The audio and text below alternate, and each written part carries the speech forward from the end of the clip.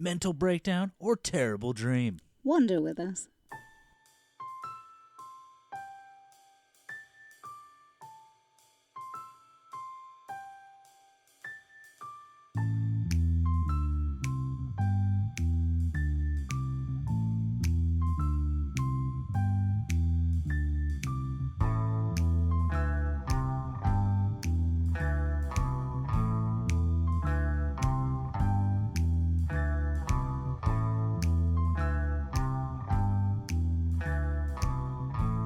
I'm Bethany. And I'm Konr. And this is Wander with us. A podcast.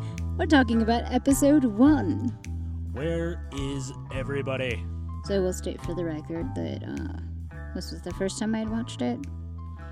But since the very first time I watched it, which was like 2 days ago, I've watched it 3 times since then. In its entirety, so I think I got a pretty good thing with the whole plot and what's happening there. Words are fun. Words are super fun, and they're failing me at the moment. All right, give me that plot. Cool. So an amnesiac test pilot wanders through a desolate small town, becoming increasingly panicked as his search for any human connection comes up empty, leaving him desperately alone. Little does he know, the empty, forsaken town might not be his reality. I like it. So we have an amnesiac who wakes up on a dirt road, or comes to consciousness on a dirt road, something to that effect. And we see him walk into a diner and immediately act like a lunatic in somebody else's establishment. Yeah, and very, very brash behavior. I should clarify. When I say lunatic, I mean he walks into the cafe. The jukebox is playing, the coffee is on. There's fresh pies on the stove. Looks like there might be some sign of life. And after calling out, I believe what he said was service or customer. Something like that, except he didn't immediately say, "Hey, you got a customer." That came later. He jumped over the counter. Right. I mean, he said something as he walked in. And after not getting a response for like 4 seconds, decides he's just going to hop over the counter and let himself into the kitchen. Yeah. As he's like, "Oh, hey, maybe I should let them know. Customer, got a customer." And then he goes over and pours himself a cup of coffee. While ordering his ham and eggs over easy, and hash browns. Repeatedly. Over and over.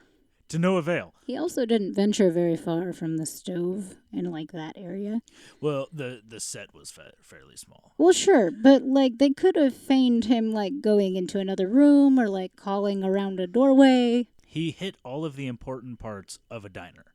That's the bar, where one would normally be served.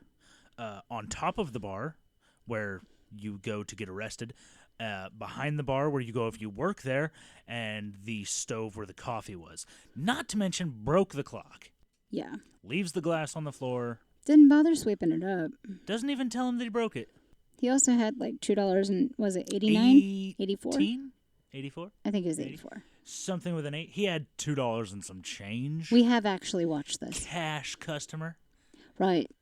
American. Which is where we find out that he does not know who he is. Yes, it's the first admission of him possibly being in an amnesiac state. Upon discovering that the American money in his pocket is American money, he realizes that he is an American, and that's about all the information we get there. Yeah. Well, that's one thing I know. It's American money, so I must be American. Because cash transfer and currency transfer, it's not a thing. Probably not in like 49 when this was recorded or filmed. If I had to guess, it still wasn't a. There were people traveling. Thing. I feel like there weren't a lot of people traveling to the States. Well, not the point. And I feel like we've started this on a very negative note. We have. And I feel like we should clarify. We're not just going to talk down about the Twilight Zone, because I happen to love the Twilight Zone. It's one of my favorite shows. Has been for years and years and years. I'm enjoying it so far. But there are certain small things in every single episode that just make you go, this is a TV show. And one of those things for me is this gentleman who I don't believe we ever learn his name. Actually, yeah. Do they give us a name? Mike Ferris. Mike Ferris, played by Earl Holliman. Yeah. So throughout the episode, we don't find out his name until the very end, if I remember correctly. I don't even think they mentioned it there. I think the Is that just like casting notes or something where we found that? I'm pretty sure. Yeah, that they just had to give him a placeholder in the casting notes. It seems appropriate that they gave him a name, as the other two cast members of this episode are labeled. So you've got James Gregory as General and Gary Wahlberg as Colonel. Oh. And then you've got Mike Ferris, an amnesiac who doesn't know his own name, but apparently we need to know it. Did the doctor who had a speaking part wasn't even listed in the cast credits as far as having a name? Not here, no. Given I'm on Wikipedia, well, yeah, for this particular cast, I'm sure if I went anywhere else at all, I would you have would the have rest a of the much cast more list. detailed list, And but that's okay. To my knowledge, though, like those two, unless like either the general or the colonel doubled as a doctor, because they do address a doctor when they pulled him out on the gurney. Yeah, but that scene had like 30 people in it. Yeah, but they were like the only 3 with actual speaking roles. To be fair, that mannequin had more speaking roles than most of the cast.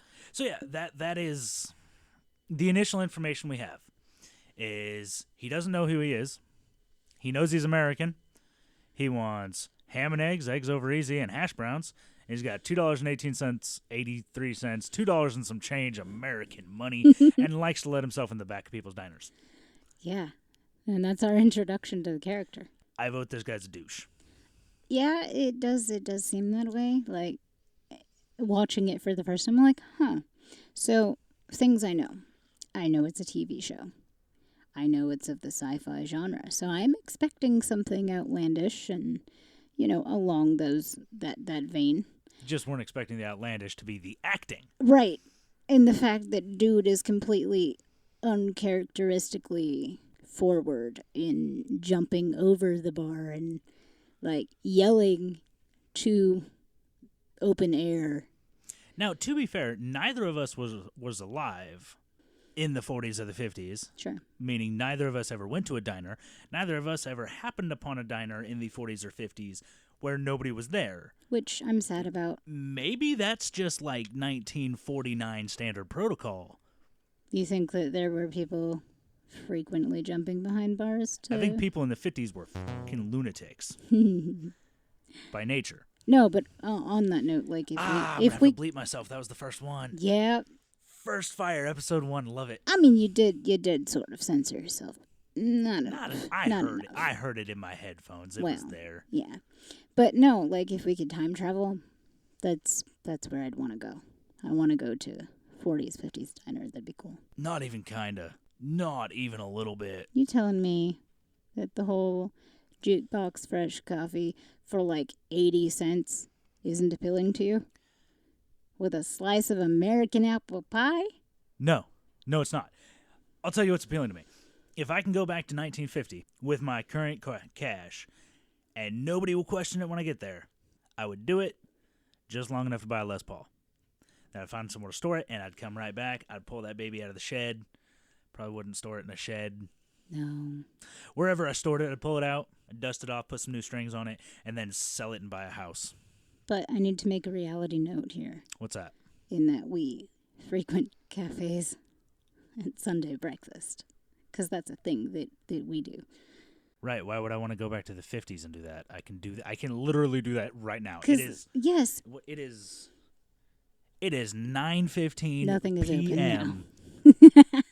We'd have to drive a town or two over. Doesn't change the fact that it is 9 p.m. and if I wanted to go to a diner and get some coffee, I could do it right now.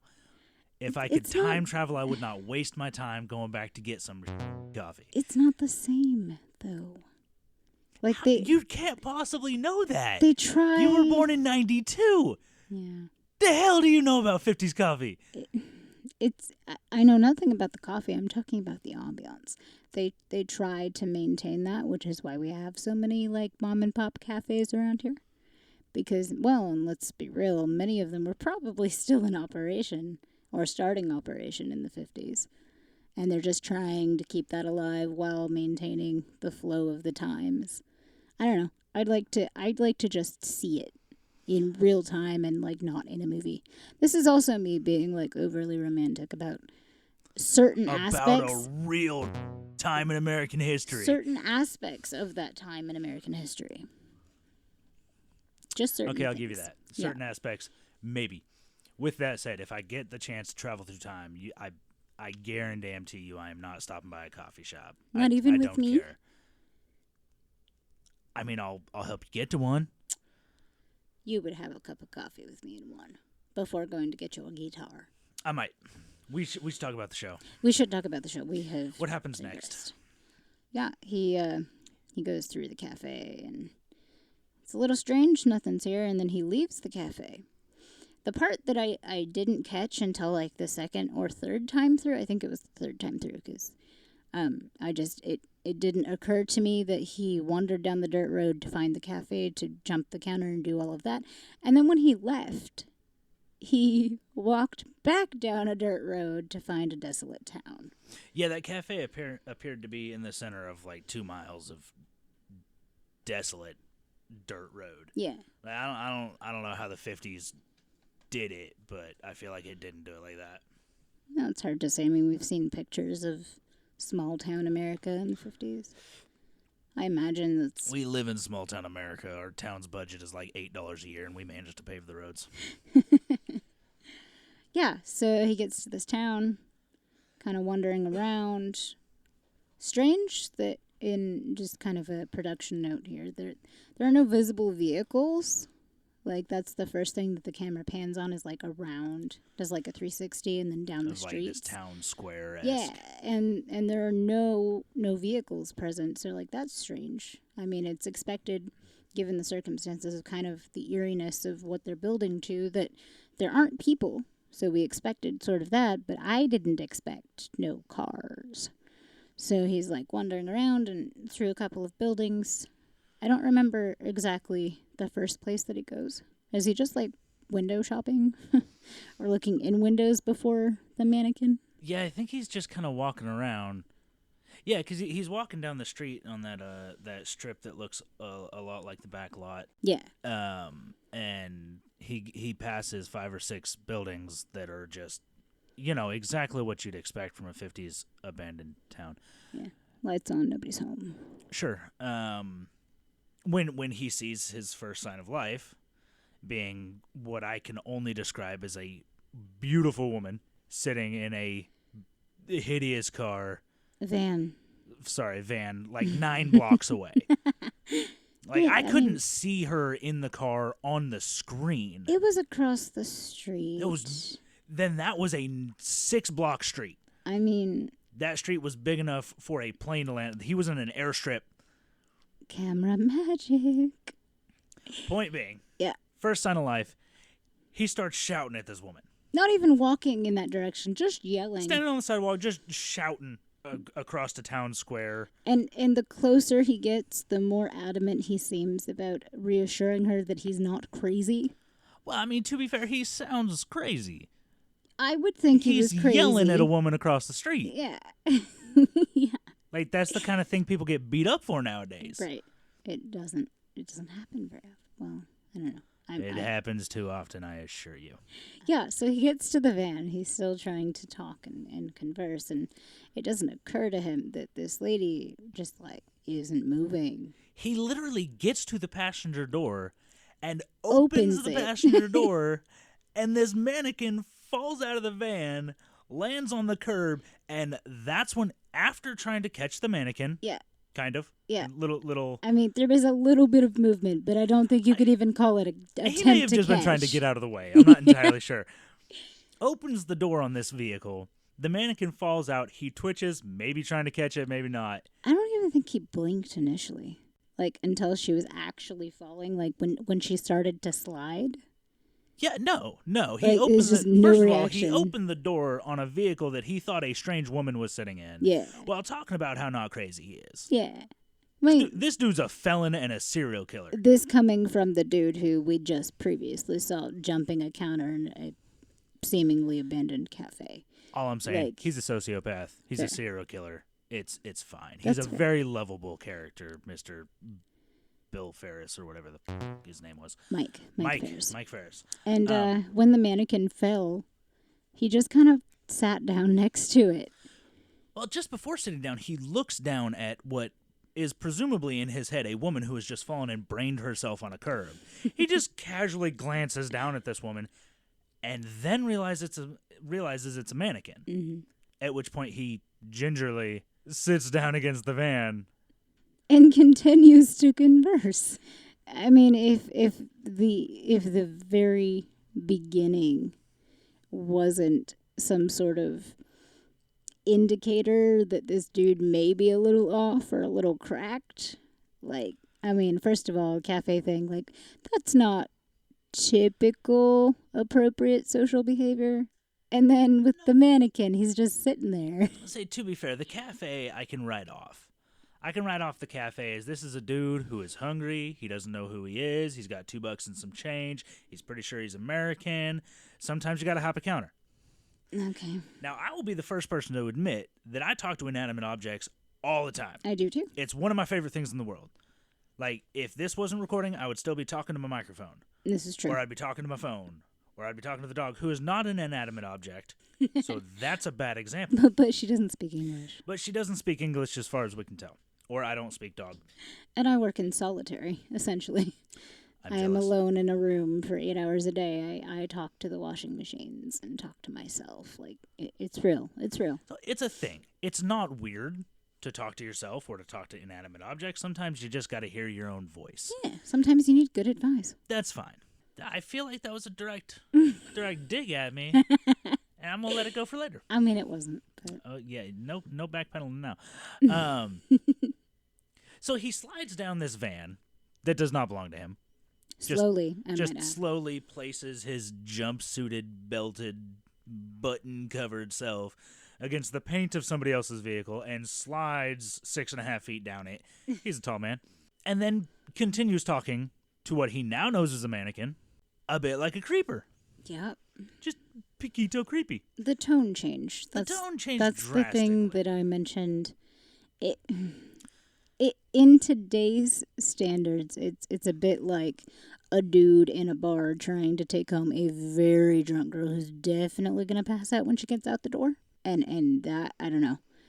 See, I see where you're coming at from that, with that. It was just the tone. But I would also argue that tone I might take a similar tone if I'm having a full-blown conversation with somebody, turn around to find out that person I'm talking to is a chunk of plastic that was manufactured in Taiwan. Like, my tone's going to change when I realize that. So you're saying it was a little bit sardonic then?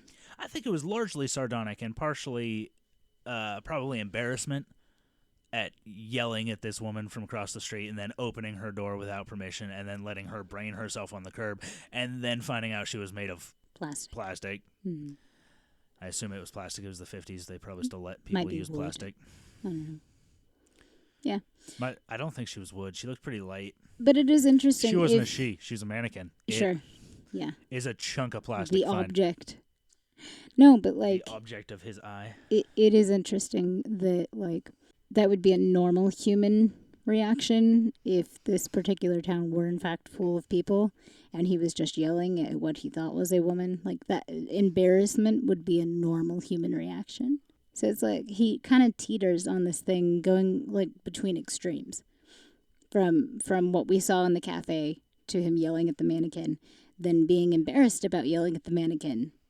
And then we continue. Where does he go from there? So from there, he leaves, and I believe that's when he hears the telephone ringing. Yeah. From across the town square. Mm-hmm. He then runs like somebody who's never been asked to run in their entire life. That is potentially wearing wearing a pair of shoes full of thumbtacks. Across the town square, slams the door on this phone booth open, steps inside, and then closes the door because he doesn't want to be interrupted by the empty town, and then answers the phone to find that there's nobody on the other end. Now, we might just be too young for this, like our generation, because I claim no attachment to this generation. Well, for sure, but I mean, just like age-wise, we don't have telephone booths here. I mean, there is a skeleton of one in the town that you and I both briefly lived in. I actually used our that one. teens. But like That one worked. That was a real one. I was surprised to hear it ring because I thought that was a thing where you just put the money in and then you talk to an operator and they connected you. I didn't know you could actually accept calls. And to be fair, like that particular single phone booth that still existed in our town, like I saw it when it was a skeleton. Like phone was still there and intact, but when you picked it up, there's not even a dial tone. Yeah, no, we all did a number on that thing. Yeah, that poor phone booth. I have personally in my life never seen them work. I didn't know that was a thing. So that was surprising to me, but that's beside the point. Okay. Phone rings. He goes to the phone booth. Answers it. There's nobody on the line. It's a recording. It wasn't. Initially, when he answered it, there was nobody there. And we know because he says, hello, hello, and then he hangs up. Oh, I didn't catch Starts smacking the hangy-uppy, clicky dial thing. Mm-hmm. That's that has a name, and I don't know what it is. Did we hear any type of tone? We didn't. When he picks it up, there's no dial tone that we hear. There's no anything. He seems irritated by the lack of person there while still talking into a non-responsive headset or receiver and then slapping the hangy-uppy dialy dulio. We need to figure out what that name is. That thing's got a name. It's fine. And he gets frustrated, understandably, because there's nobody on the line, at which point he pulls out a penny or a dime or a nickel or whatever a phone booth cost back in the day. It's probably a dime. Places this unseen coin into the telephone. Very creatively. Dials 0 because apparently you had to pay to get a hold of the operator as well. Obviously a recording begins speaking something about something and stuff and unimportance. He interrupts it while it's still talking, clearly thinking that there's a human on the line, and spends the next 3 minutes arguing with a recording about how he needs to talk to the operator. And then it dawns on him when he finally listens to the recording that it is in fact a recording. I believe it's when the word recording is said that little light bulb goes off clicked in his brain. And then he got stuck. He did get stuck in the phone booth. And by stuck, we mean he tried to get out of the phone booth by pushing on the door. It doesn't open. He begins practically beating the door until it actually breaks. The top right-hand hinge of the door breaks. I guess the slide, not the hinge. While he's yelling at nobody initially to help him out, and then he begins yelling at the town because it's a hilarious prank. Was that man, I wish I would have written that down. His line was like, "This has been a real hysterical town. I'm having a good time, I'm growing very fond of it," or something to that effect. But I'd rather go home now. Yeah. Or wake up now or something. I don't think he mentioned waking up at that point. Not at that point. So after a few moments of attacking a phone booth to escape from it while screaming at nobody to let him out, he glances down at the door, gets kind of a chagrined look on his face, and then pulls on the door, at which point it opens the way it's supposed to open because it's a phone booth door that folds in.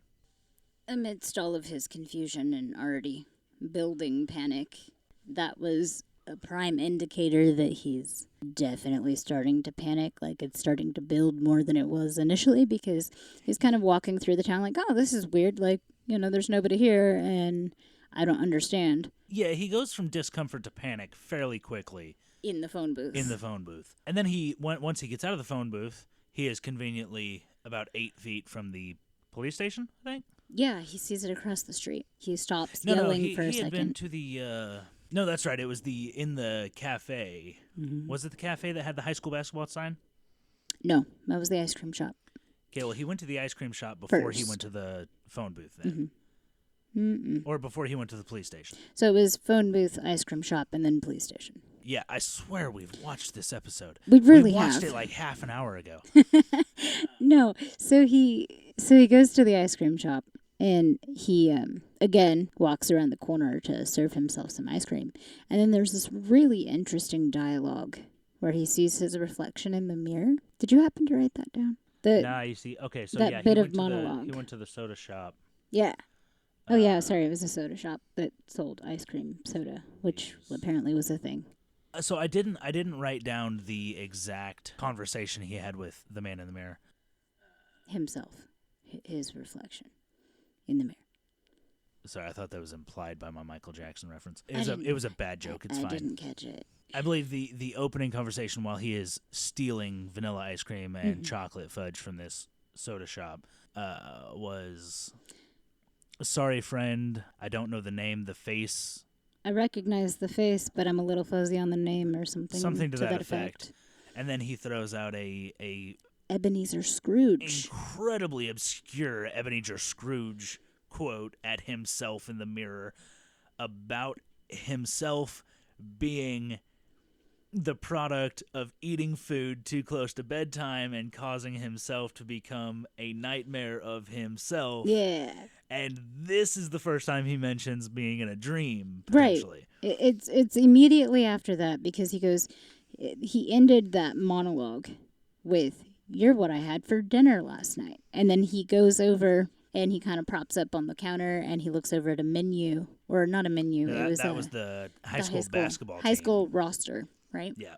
He says, having just been unable to like fully recognize himself because he knew the face, didn't have a name, didn't have information, but he was self-aware enough that when he looked over at the roster, he said, "I must be a very imaginative guy. Nobody in the whole bloody world can have a dream as complete as mine, right down to the last detail." And we don't actually know what that is in specific reference to, or the name of the town, or where this came from, but something in that was poignant, and he was self-aware enough to know, like, hey, this is a thing. These are specific details from my brain. I must be dreaming. Yeah, I mean, it's not...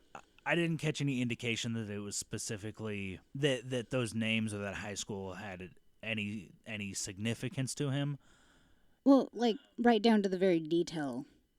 Could be in general. It was a soda shop with a high school basketball roster sitting on the counter. Like, that's just weird. Yeah.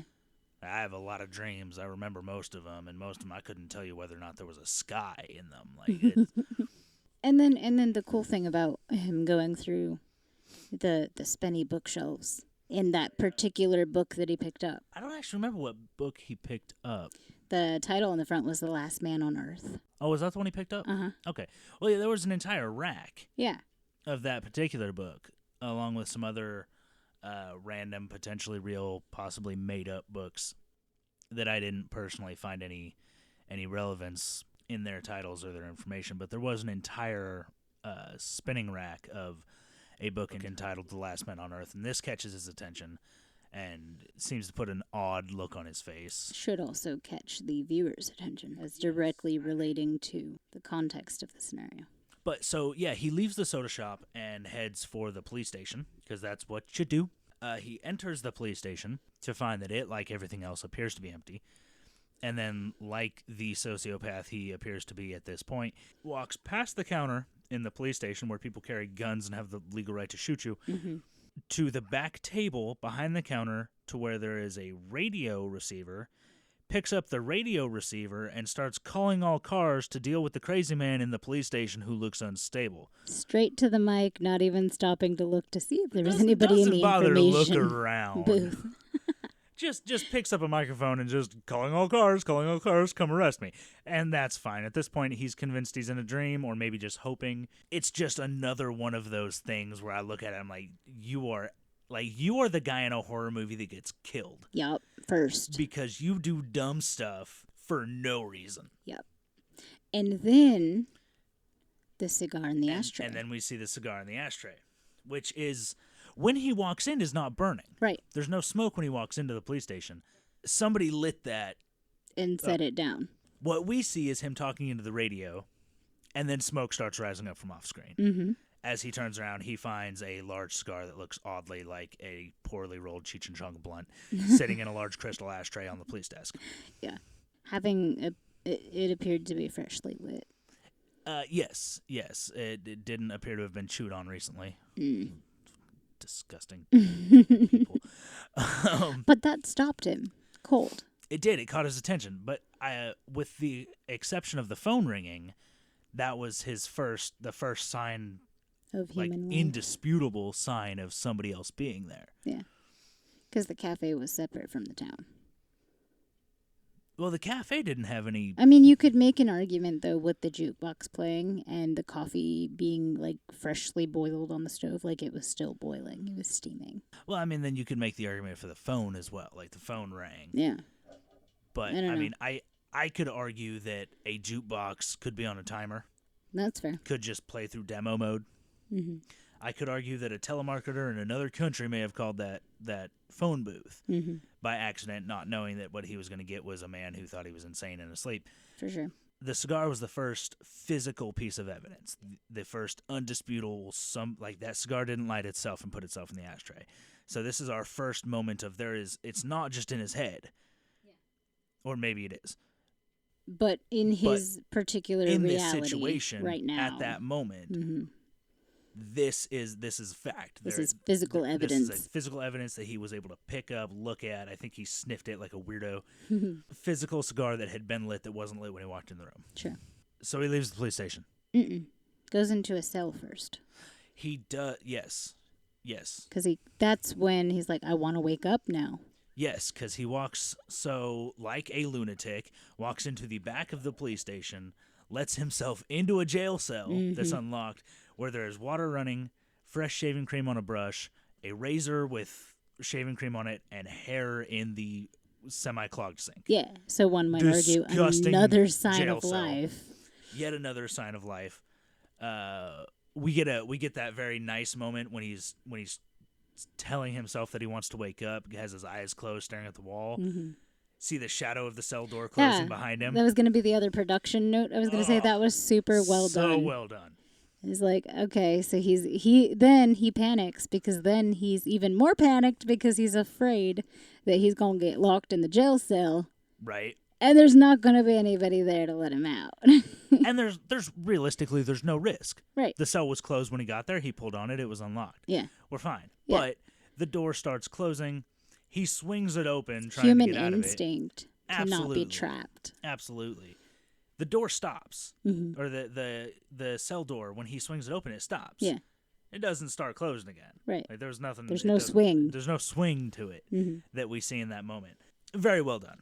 It was beautiful. So that's when he leaves the police station. If I recall correctly, the next scene is him sitting in front of the high school, playing tic-tac-toe with himself in the sand. Yeah. Obviously, he wins. But he also loses. First indicator, too, that time has passed. Yes, because the lighting changed. The lighting changes. It is now obviously nighttime. He has been here for some time, as it appeared to be. Well, coffee and breakfast would indicate morning. And the lights come on in the town. The street lights, the signs, several business lights come on. Was that when he heard the bell? He heard the bell, I want to that say, just happened before after going into the the police phone- station. That happened after the phone booth? Yes, the clock tower going off happened after the phone booth. Okay. And like a normal human in what appears to be an abandoned town, the clock tower goes off. He tried to hide around a corner. Another human instinct. Very human instinct there. I have no grief with that particular decision. So it's nighttime now. All the lights in the town start coming on. What catches his attention is the movie theater. Yeah. Big marquee, battle hymn, movie poster. No customers. Big shock there. No line. No line at the movie theater. He also didn't stop to check to see if there's a ticket booth to buy a ticket. He just kind of ran in. Well, if this man has proven anything, it's that he doesn't mind stealing from this town. Ice cream. He has no coffee. grievance with stealing from people's businesses during a potentially apocalyptic type event. He's a bad person. So no Judgment checking. call. Yes, you have been judged by Konr. So no checking for a ticket booth, no checking for anything. He runs to the door before turning back and checking the movie poster for Battle Hymn, where he sees a U.S. Air Force airman in his airman uniform, wearing essentially not anything similar to what he's wearing. He's wearing like they describe as a U.S. Air Force jumpsuit. But it was a jumpsuit-esque. It looked like depiction. every jumpsuit I've ever seen any mechanic in. Yeah, I wear almost that exact jumpsuit at work. Well, he fills it out better. He looked better in it than I do.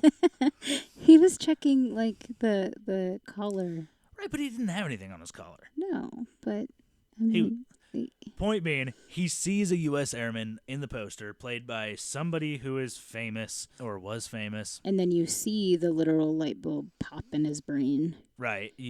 Air Force. Air I'm Force. in the Air I'm Force. Air Force. At which point he runs into the movie theater, Screaming. like somebody has shot him in the ass with a BB gun. Like a lunatic. Screaming, "Hey everybody, I'm Air Force." Well, he didn't even say, "Hey, everybody," just yet. He was like, "I'm Air Force, Air Force, Air Force, I'm Air Force." And then he gets into the empty movie theater where there's nothing playing on the screen. And he goes, "Hey, everybody, I'm in the Air Force." And then the film starts. Before that, though, he talks about a bomb. So he kind of puts in like this post-apocalyptic, I'm in the Air Force, there was a bomb, but if there was a bomb, the city would be destroyed. But the city's, nothing is destroyed. There's just nobody here. Yeah. Lights dim. Movie starts rolling. It's an airplane. It's a U.S. Air Force giant airplane of some make and model. That has a name that we should know. Now, the production note here, I wish they had got a clip of a plane dropping bombs. That would be cool. That would have been on the nose. Following his, just immediately following that thought of his, I feel like that would have been on the nose. And maybe that's why they didn't. Maybe that was an intentional choice. Sure. So the movie starts playing. His initial response is not what mine would be, which is, "Hey, movie that started in the middle of a scene. This is bad theater." His response is to find out who's running the... Hey, who started the picture? Right, who's running the reel, which is not what that thing's called. At which point he runs out of the theater, screaming about who started the movie, who's running the booth, runs upstairs, and instead of going into the booth, goes to the window of the booth and stares into the projector. I think his literal line there was, "Hey, who's running the picture?" Probably. While he was staring into the Right, he's staring into the projector light. sun. Yeah. The sun of this movie battle him is probably imprinted on his fucking eyeballs now. Like, he is 2 inches from the projector that is designed to light up a room bigger than our house. Sure. He's just not a smart man. He's proven that. Now, because of Hollywood Hollywood magic, we get to see into the room. The room's empty, but smoky. I don't know if that's to insinuate that somebody was in there smoking, as I know and you will come to know, everybody in the 50s smoked. Sure. Like, I'm pretty sure if we find... Because they thought it was good for their health. Propaganda's beautiful. Go Big Tobacco.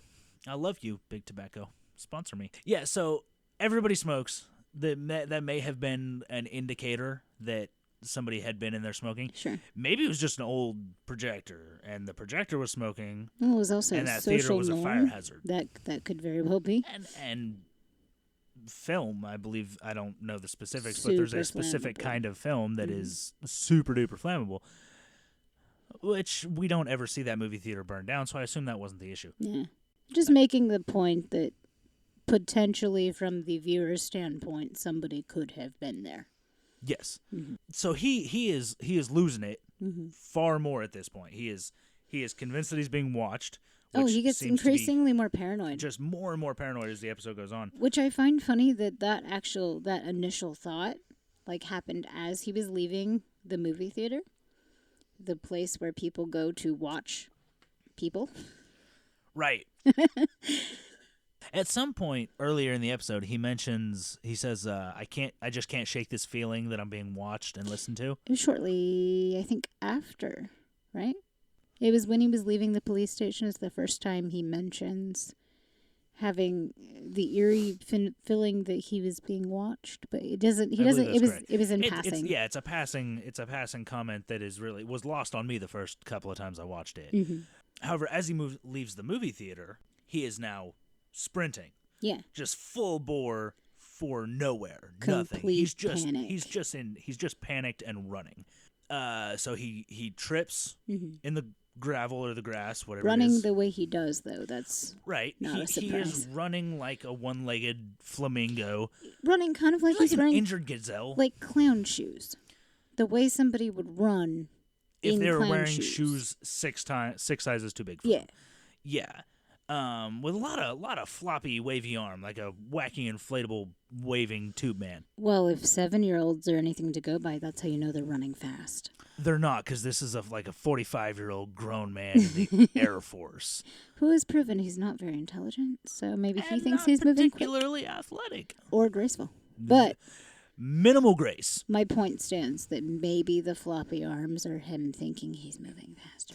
Okay, well, I will concede that maybe he's 7 and he aged very badly. In which case, they shouldn't have let him into the Air Force. That's just bad business. Yeah. And very illegal, if I had to guess. Point being, he tripped multiple times. He trips. He only trips the once. Because he Almost trips the second time. in the grass or Yeah. the gravel or Yeah. the street or the mud. It's black and white. I can't tell what it is. It was the street. And slides, looks painful, possibly even unintentional, gets back up and continues running like a goober. Mm-hmm. As he's running, we cut. He is still running. He sees a bicycle. We Trips see a over bicycle. the bicycle. Runs balls first into a parked bicycle, falls over it. Eats it. It'll hard. happen. A necessary plot setup, however, because as he looks up from the ground, he sees an eyeball. Mm-hmm. A creepy, terrifying eyeball. Just the eyeball. Just That's the eyeball. only thing that's in the frame initially when he sees it. Yes, it's just a ginormous, disgusting eyeball. He screams, jumps to his feet, and runs. The camera pans out. We get to see it's just an optometrist's office. But he's panicking. And running for a traffic light. And this is the bit that gets me. Like, this is the bit that is either... It is either A, they produced and wrote this in such a way that it was genius. Or they produced and wrote this and he acted in such a way that Mr. Ferris, the character, is just dumber than a brick. Mm-hmm. As he runs to a intersection, places his head against a light post, begins pushing the crosswalk button and begging for help. Yeah. While pushing the button. Because somebody's watching him. What were the two?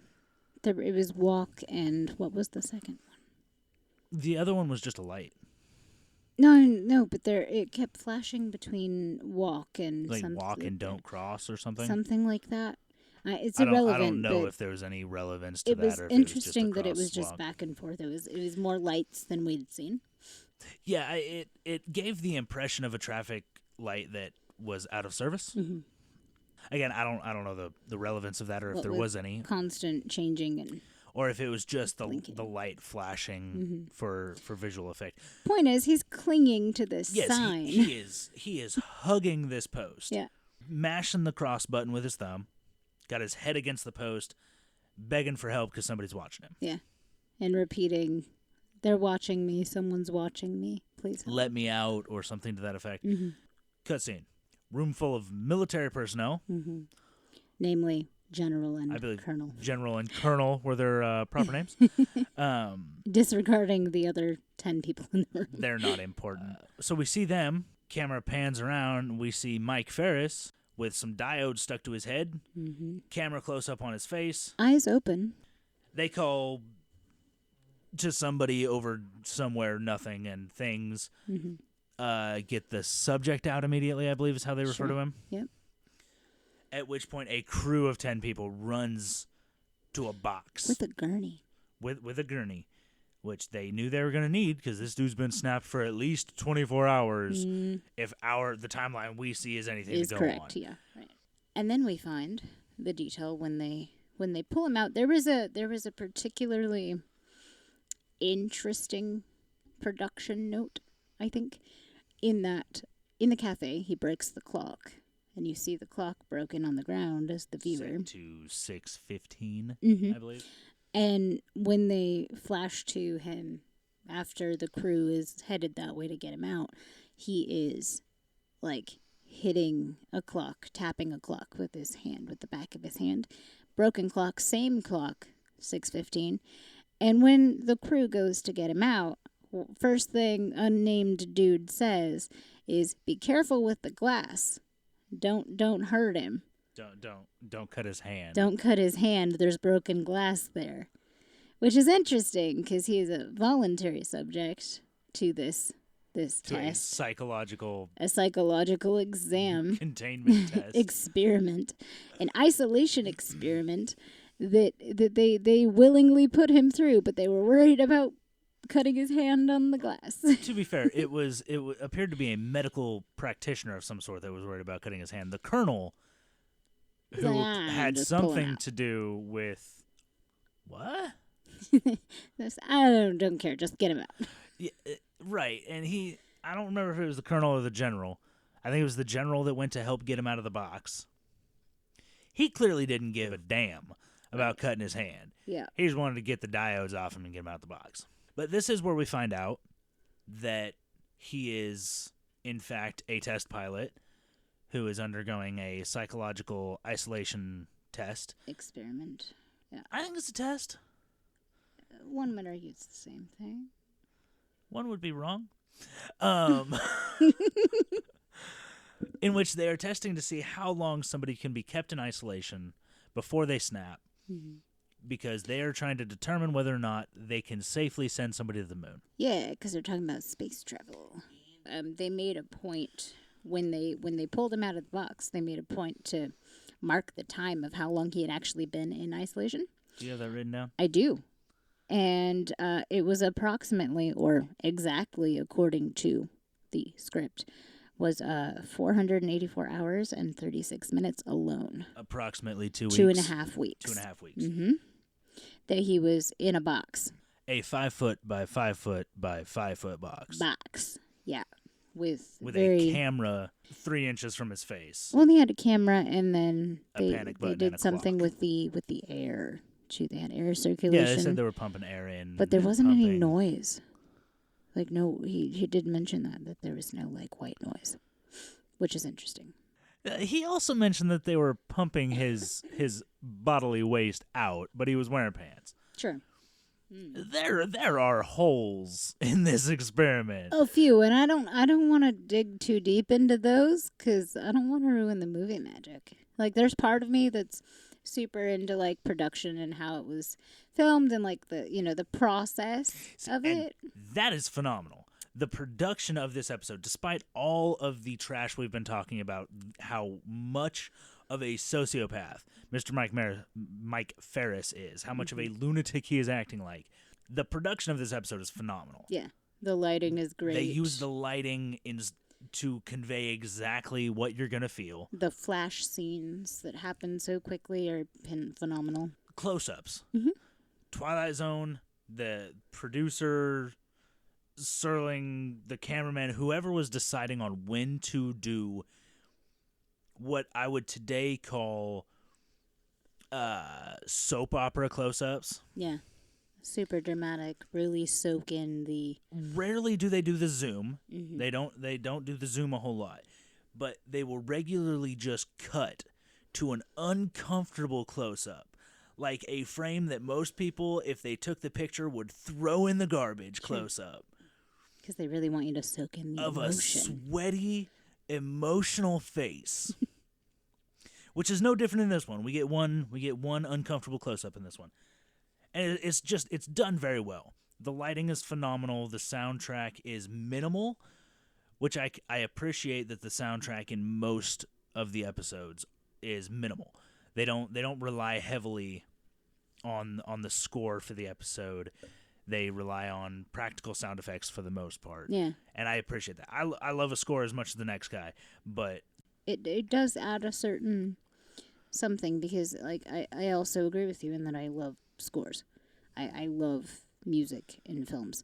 And they're not using it as a crutch. They're almost not using it at all. Which I appreciate. Because, I mean, given that it's, the black and white era of film and so on and so forth, like, they could really do that because they're not really working with a lot. Like, Technicolor hadn't come in yet. They were coming out of a time that relied entirely on sound. Yeah. So, to use it so minimally. Or more specifically music, because silent film era. Specifically music, yes. Mm-hmm. So to use it so minimally is, I think, a ballsy choice that worked out. It did. And there's enough in the episodes that the lack of a detailed soundtrack, it doesn't draw you away. Like, It doesn't catch your attention in the way that it would on a modern sitcom. And it just flows really nicely. Like, there's enough suspense in what's going on. In this episode, yes. That they didn't need. Give it an episode or two, and that won't be the case. I mean, but this is only the first episode for me, so. But yes, it flows nicely. The production quality is, to this day, what I would consider to be fairly good. Mm-hmm. It's obviously not a multi-million-dollar Marvel movie. Well, it's not what we're used to, but for the time. Well, I can't even speak for the time because I wasn't there. But you've seen films of the same and similar era. Yes. Like, comparing those, I don't want to compare it was those. really I want to well compare done. it to today. Fine. Which I'm going to do now. Compared to, for example, a couple of days ago, we watched Avengers Endgame. Mm-hmm. Super late to the party. You're telling me. I didn't know what was going on. Yeah, we gotta get you caught up. That is a multi-million-dollar box office Hollywood smash of a movie. For sure. Probably brought in more in the opening day than I will ever see in my life. I guarantee it did. This, episode 1, Where Is Everybody? The Twilight Zone, is compared to that, even, it is a turd. So eloquently stated. But it is good despite that. It is not a multi-million-dollar Hollywood hit movie. Yeah. It was a show with a budget designed for cable television in the 50s, and it's great. Yeah. The production is good. The cameras are almost always in focus. It's solid. Bless them. Mm-hmm. No shaky hand film, no grainy film. Very rarely do we get shaky where cam. it's not intentional. Where it's not intentional. Yeah. We get it on occasion where it is intentional. Not in this episode, but I'm not in there general. yet. I'm just assuming. So yeah, production value is good. The production overall is great. Soundtrack is minimal, and I appreciate that. And now we're gonna watch episode 2. I'm super excited. Are you super excited? I am super excited. And actually, I think when I go through and watch this one also like 3 times, I'm gonna get my facts straight. What facts did you not have straight? Well, just like remembering the details of certain things that are, important for conversation, especially when we're talking about it. Like, it's probably good to remember if the main character has a name and what that is. To be fair, I don't think we ever learned that in the episode, so I don't think that's the case. Well, all right. So that's it for this week, this bye week. We don't know how often we're going to do this yet. Nope, it's the first one. It's the first one, so we'll figure that out and we'll let you know. Schedule to be determined. Indeed. Thanks for listening. The next episode will be on episode 2 of The Twilight Zone, season 1, One for the Angels, where we find out exactly how a pitchman's deal with death can affect another person. Yeah. Who'd have thunk it? Might bring up some moral quandaries in that as well. Disgusting. Thanks for wondering with us. I've been Konr. And I'm Bethany. See you next time.